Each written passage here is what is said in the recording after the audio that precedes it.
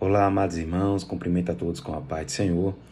Estamos aqui para gravar mais uma outra lição, e dessa vez uma lição excepcional, cujo título é O Avivamento na Vida da Igreja. Esse tema é um tema que, óbvio, o avivamento ele vem sendo tratado durante toda a lição, e nós vamos agora tratar do avivamento provocado pelo Espírito Santo na igreja primitiva. Na verdade, a passagem pela qual nós iremos ler hoje, Atos capítulo 2, ela trata do início da igreja, ou seja, a partir daquele momento em que houve o batismo com o Espírito Santo, onde a promessa cumprida lá em Joel foi colocada sobre o povo de Deus. E a partir daquele momento, a igreja primitiva surge. A igreja primitiva surge a partir de um avivamento, a partir do mover do Espírito Santo que capacita o homem para a obra de Deus. A lição que vamos colocar hoje é a lição número 5, cujo título é O Avivamento na Vida da Igreja.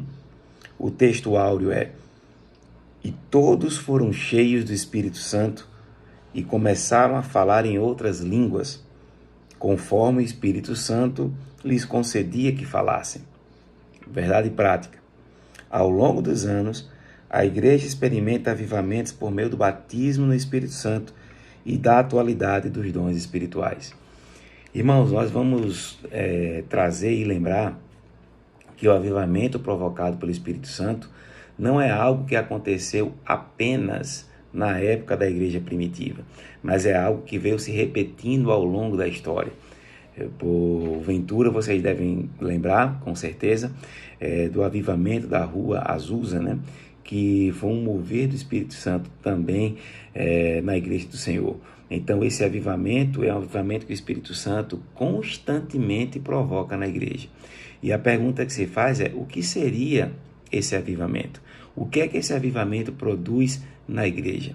A partir de então, nós iremos tratar, e a lição será dividida em 3 partes, onde cada uma delas irá aprofundar um pouco sobre o tema.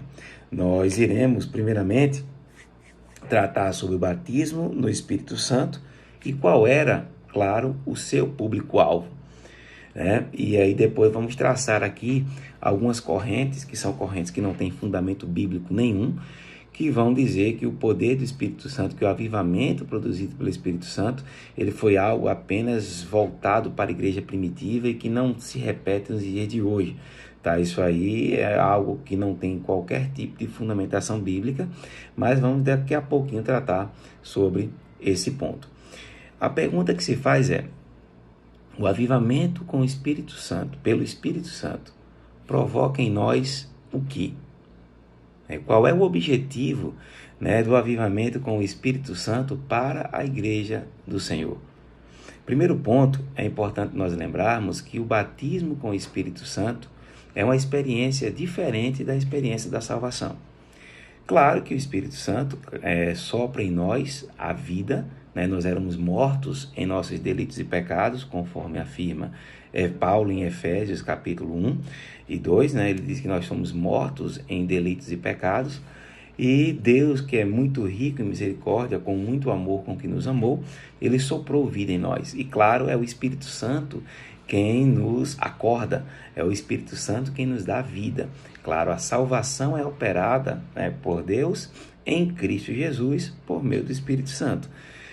Então, óbvio, mas o batismo com o Espírito Santo é aquele batismo que vai capacitar o homem para realizar a obra de Deus, é uma experiência posterior à salvação.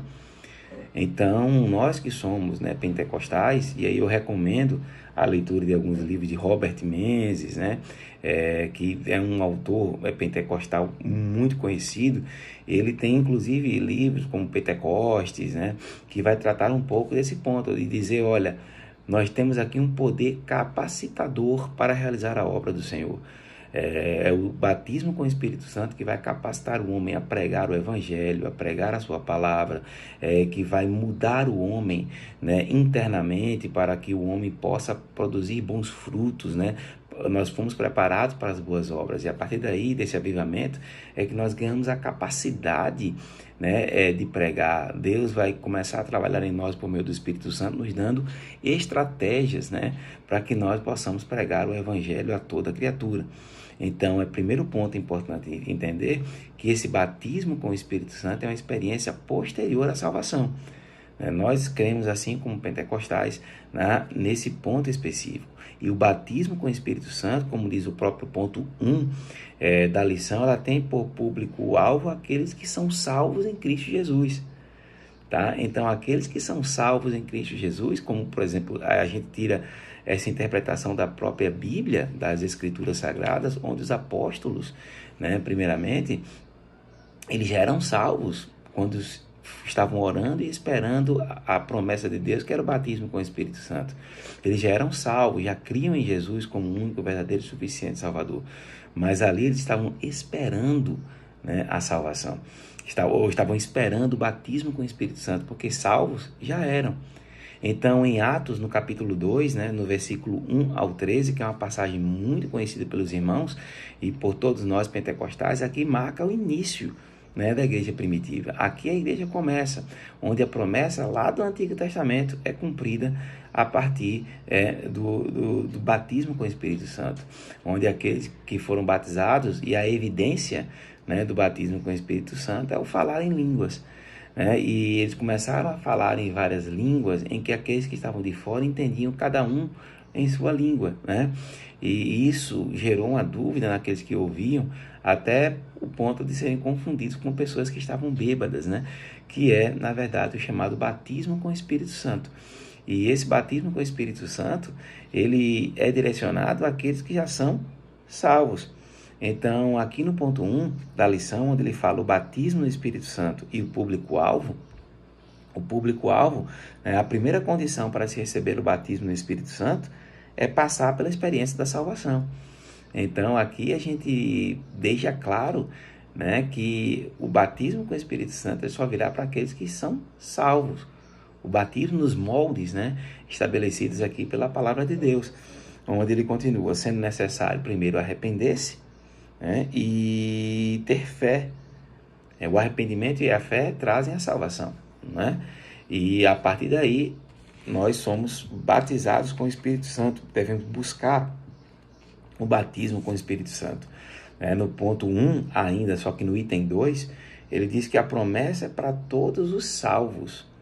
Então, o interessante é que essa promessa ser para todos que são salvos, né? O interessante é isso, lembrar, porque muita gente faz o seguinte: tem irmãos, né, que não são da linha pentecostal, eles creem que o batismo com o Espírito Santo se dá com a salvação, onde eles dizem que todos, né, são batizados com o Espírito Santo, porque todos que são salvos necessariamente são batizados com o Espírito Santo. Mas nós da linha, né, pentecostal cremos que temos a salvação e posteriormente à salvação nós temos o batismo com o Espírito Santo, né, que é uma experiência diferente da experiência da salvação. Tanto é que em 2 Pedro, ou em Atos capítulo 2, versículo 39, ele fala assim, Pedro, o apóstolo Pedro: diz respeito a vós, a vossos filhos e a todos que estão longe, a tantos quanto Deus nosso Senhor chamar. Ele diz: olha, essa experiência que vocês tiveram hoje não são só para vocês. São experiências para quem está aqui hoje, para quem está perto, para quem está longe, e a tantos quanto Deus chamar. Ou seja, essa é uma experiência que Pedro diz que iria se repetir ao longo da história da igreja. Então, nós que somos salvos, né, temos a oportunidade de passarmos também por essa experiência. Por isso nós devemos buscar os dons do Espírito Santo, nós devemos buscar o batismo com o Espírito Santo, né, que é evidenciado pelo falar em línguas. A partir do momento em que nós fomos capacitados pelo Espírito Santo, nós mudamos por completo. A nossa experiência de intimidade com Deus, ela aumenta. Deus nos dá ainda mais estratégias para pregar o Evangelho a toda criatura. Nós temos uma maior intimidade com o Espírito Santo de Deus. Então, isso deve ser buscado não como objetivo de vaidade, de ser algum tipo de destaque, não. O objetivo em buscar o Espírito Santo é para a glória de Deus.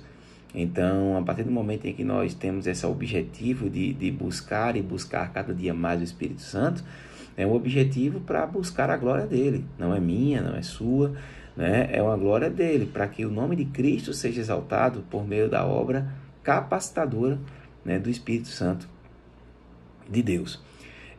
No ponto 3, ele vai tratar de uma corrente que poucos irmãos, né, ouvem falar, que é a chamada corrente cessacionista. O cessacionismo ele surge de uma linhagem da teologia reformada, onde alguns, né, não estou dizendo todos, mas algumas das linhagens da teologia reformada, eles creem no chamado cessacionismo. Né? O que é a linha cessacionista? Primeiramente, os cessacionistas eles dizem que alguns dons, né, do Espírito Santo de Deus, eles cessaram lá na Igreja Apostólica. Então, eles não se repetirão. Tanto é que um desses é o batismo com o Espírito Santo. O batismo com o Espírito Santo. Eles dizem que ali foi uma experiência para a igreja, para iniciar, para mostrar que a igreja iniciava-se ali, e depois disso esses dons não mais se repetiriam. Né? Alguns cessacionistas mais rigorosos, ele diz que todos os dons, né, do Espírito Santo eles foram encerrados. Já alguns cessacionistas mais brandos, eles dizem que alguns dos dons foram extintos, né, e não todos. Mas um dos equívocos, né, dos cessacionistas, né, que isso aí é incomum, seja ele mais brando e mais brando ou mais severo, aqueles mais radicais, né, dos cessacionistas, eles dizem que o batismo com o Espírito Santo, ele acontece a partir do momento em que alguém é salvo. Os cessacionistas eles se equivocam, primeiro porque não tem, né, nenhum fundamento bíblico, né, para sua hermenêutica, para sua interpretação. Como é que eu vou dizer que os dons do Espírito Santo cessaram na igreja primitiva, se a Bíblia não diz absolutamente nada disso? Em nenhum momento a Bíblia traz qualquer tipo de fundamento para dizer, olha, os dons acabaram naquela época. Então, muitas das coisas, né, que vêm do cessacionismo são interpretações de cunho pessoal. Muitos não experimentaram, né, o mover do Espírito Santo em suas vidas, não experimentaram o falar em línguas, e eles fazem com que uma experiência pessoal se torne regra. Então ele diz, olha, se não aconteceu comigo, então os dons acabaram. Talvez eles pensem, então vocês também estão usando a experiência pessoal, porque se aconteceu com vocês, como é que vocês vão saber se aquilo realmente é verdade? Né? Simplesmente porque a Bíblia nos fundamenta. Se o apóstolo Pedro, ele diz, olha, o que aconteceu aqui vai acontecer com quem está perto, com quem está longe, e a todos quanto Deus os chamar, eu tenho fundamento para dizer que os dons continuam. Eles não têm, os cessacionistas não têm fundamento para dizer que aquilo se encerrou, porque não há nenhuma passagem bíblica que afirme que essas passagens, que os dons do Espírito Santo se encerraram. Tá? Então, nós, né, da linha pentecostal, nós cremos que nós não podemos limitar o poder do Espírito Santo de Deus. Né? E se o Espírito Santo de Deus agiu na igreja primitiva, ele continua a agir hoje. Os mesmos dons, né, as mesmas experiências que os irmãos das igrejas primitivas passaram, nós vamos passar também, porque o Espírito Santo é Deus. E ele é ontem, e ele é hoje, e sempre será o mesmo. Tá? Então, essa linhagem cessacionista, ela é uma linhagem, claro, a gente não vai dizer que esses irmãos não são irmãos na fé, claro que são irmãos na fé, tem apenas uma interpretação diferente, né, do mover do Espírito Santo de Deus, mas, claro, continuam a ser os nossos irmãos na fé. No ponto 2, né, da lição, ele vai tratar do dinamismo da igreja apostólica, ou seja, quando a igreja ela nasce, ela já nasce avivada, né? Ou seja, quando os irmãos esperavam, oravam de forma incessante para que a promessa de Deus fosse cumprida, nós encontramos aí o seguinte, olha, para a igreja ser igreja, ela precisou ser capacitada pelo Espírito Santo. Você percebe que os apóstolos que passaram 40 dias, né, com Jesus após ressuscitado, eles não saíram para pregar o evangelho a toda criatura enquanto não foram capacitados com o poder do Espírito Santo. Eles oravam de forma incessante e a partir daquele momento, as pessoas que participaram do Pentecostes voltaram, né, para os seus lugares e quando voltaram, elas voltaram capacitadas pelo Espírito Santo e a partir dali o evangelho se disseminou, né, foi pregado ali a toda criatura e as pessoas que ali estavam, né, além de serem capacitadas, passaram por uma mudança de vida. O avivamento é isso, né? Vocês estão aprendendo, nós estamos aprendendo, né, durante essa lição que o avivamento é mudança de vida, tá? Então, se nós somos salvos, os frutos, né, que irão denotar a nossa salvação ou são as boas obras, porque Deus não nos salvou porque fizemos boas obras, mas Ele nos salva para que nós venhamos a fazer as boas obras. Então, eu e você só iremos saber que somos salvos em Cristo Jesus se nós fizermos boas obras. Isso é importantíssimo para mim, é importantíssimo para você, né? Nos avaliarmos. Ou seja, depois que eu fui salvo, depois que eu fui batizado com o Espírito Santo, quais são as boas obras que eu venho realizando para denotar que realmente eu sou salvo? Então, isso aí é uma experiência onde a igreja já nasce avivada. Tá? O start, o início, né, da igreja primitiva deu-se aqui com o batismo com o Espírito Santo. Então, aqui no ponto 2, item 1, ele diz, olha, do ponto de vista histórico, a igreja passou a existir no dia de Pentecostes. Isso ocorreu sob a atuação direta do Espírito Santo. A igreja nasceu avivada. Então, a gente percebe que Jesus Cristo, né, quando foi batizado por João Batista, e ali desceu o Espírito Santo sobre ele, e ele, a partir daquele momento, iniciou o seu ministério. Nós, pentecostais, entendemos, né, que para que nós possamos ser capacitados, iniciarmos o nosso ministério, a gente precisa primeiramente ser capacitado pelo Espírito Santo, ser batizado por ele, para que o nosso ministério ele seja frutífero, não é? A igreja depois de Pentecostes. Então, aqui eu grifei um trecho no item 2, né, do ponto 2, onde é que ele fala, por isso nessa igreja havia perseverança na doutrina, comunhão e oração. Havia também temor, sinais e maravilhas, além de cuidado especial para com os irmãos carentes. Então entenda que uma igreja avivada, é uma igreja que nasce avivada, ela demonstra bons frutos. Tá? Então aqui uma igreja tem perseverança, ou seja, doutrina. Essa igreja também, ela pratica sinais, maravilhas, temor ao Senhor. Então tudo isso são sinais de uma igreja avivada. Tá? Tudo isso são sinais de uma igreja avivada. Mas um ponto importante para uma igreja ser avivada, ela vai ter um cuidado tanto no âmbito espiritual quanto no âmbito social. Tá? No âmbito espiritual, ela vai ter palavra, oração, ou seja, estimular uma vida piedosa. Os irmãos que são batizados com o Espírito Santo, eles têm, né, uma vida piedosa. Tá? Então, nós que somos avivados pelo Espírito Santo, nós temos uma vida piedosa, tá? De comunhão, de oração, tá bom?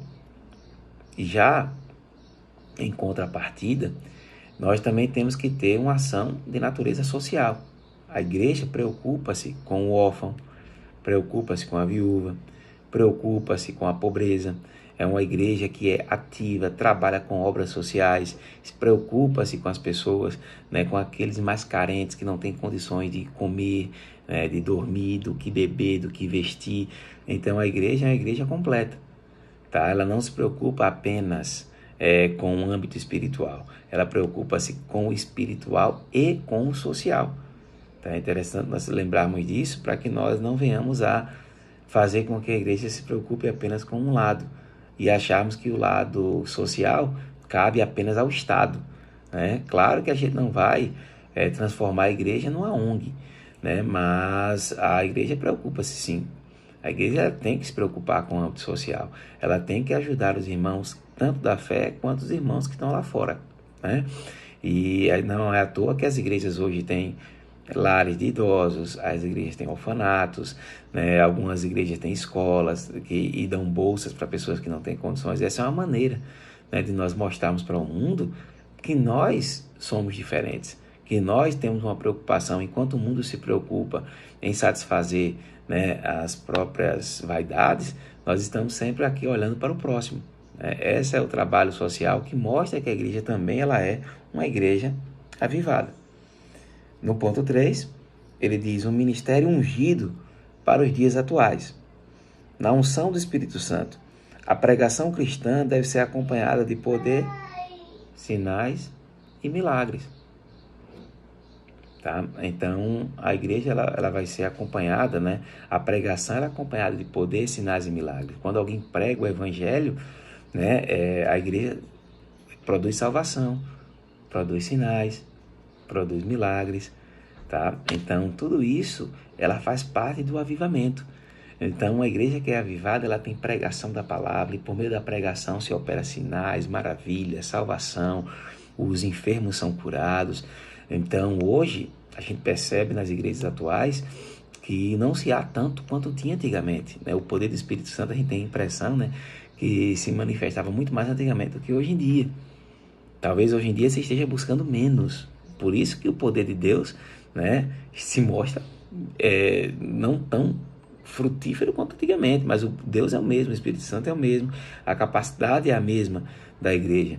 Então, cabe a mim e a você buscarmos mais.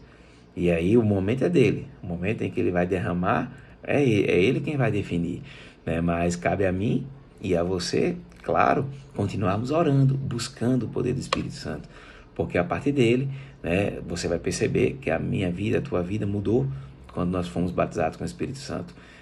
A capacidade que ele nos deu, as estratégias que ele nos dá, são algo que servem para a edificação da igreja.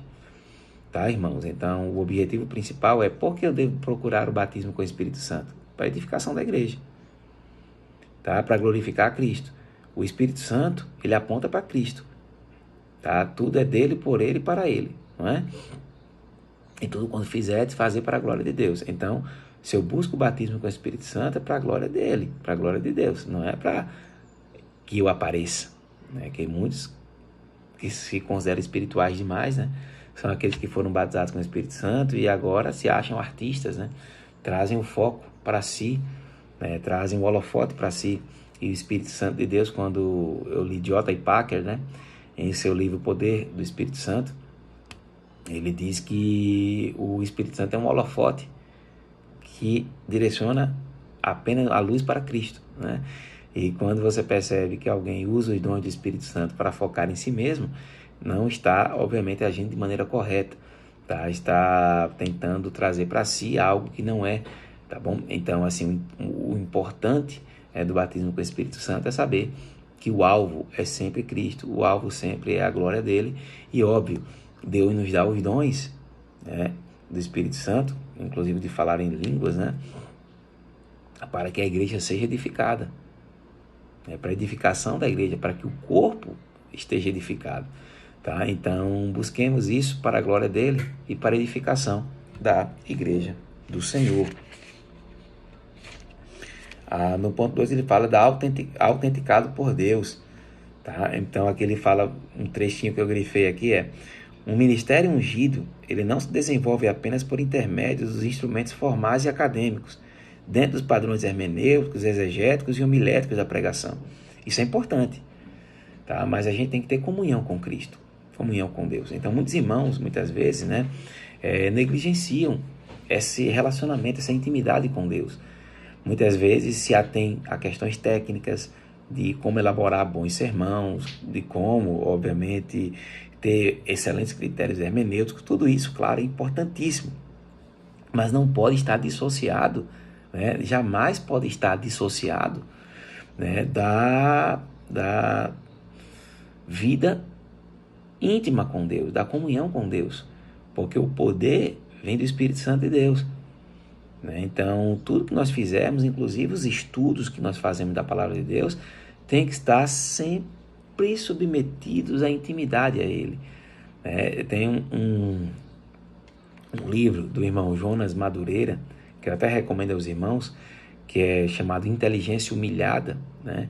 Onde ele diz o seguinte: olha, a nossa inteligência, ela deve estar submetida a Deus.